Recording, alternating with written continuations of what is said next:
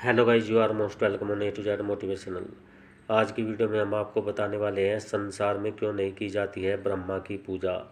जानिए इसके पीछे क्या रहस्य है। आज की वीडियो में हिंदू धर्म के अनुसार ब्रह्मांड के प्रमुख तीन देवता हैं जिन्हें ब्रह्मा, विष्णु और महेश कहा जाता है।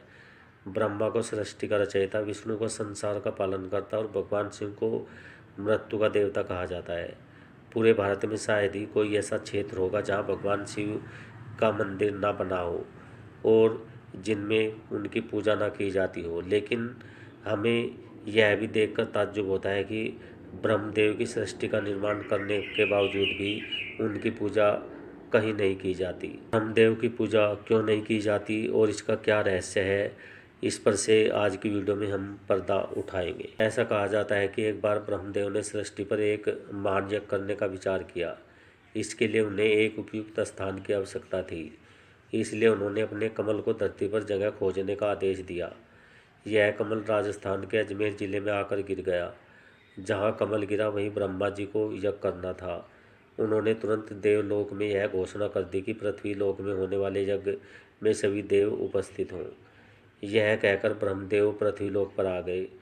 शुभ मुहूर्त पर यज्ञ शुरू होने वाला था। सभी देव दानव वहाँ उपस्थित हो गए, लेकिन सावित्री जी वहाँ उपस्थित नहीं हुई।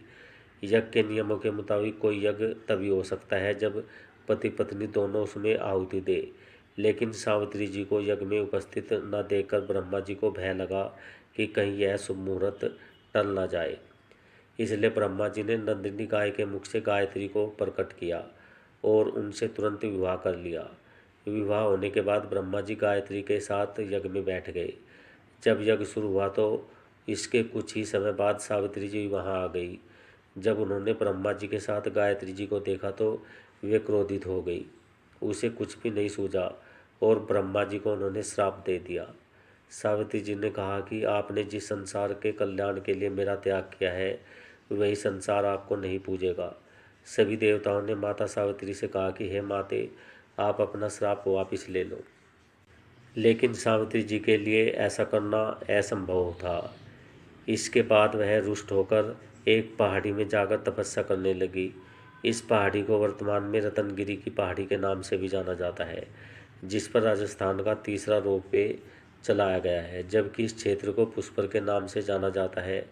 यहाँ पूरे विश्व का एकमात्र ब्रह्मा जी का प्राचीन मंदिर यहीं पर स्थित है। यह राजस्थान का ऐसा तीर्थ स्थल है जहाँ सबसे ज़्यादा विदेशी पर्यटक आते हैं। इस तीर्थ स्थल को तीर्थों का मामा भी कहा जाता है। यदि कोई पत्नी सावित्री मंदिर में जाकर पूजा करती है तो ऐसी मान्यता है कि उसके पति की आयु में वृद्धि होती है। ओम ब्रह्मदेवाय नमः। ओके गाइस, आई होप जानकारी आपको अच्छी लगी होगी। तो मिलते हैं नेक्स्ट वीडियो में। Till then okay, bye bye.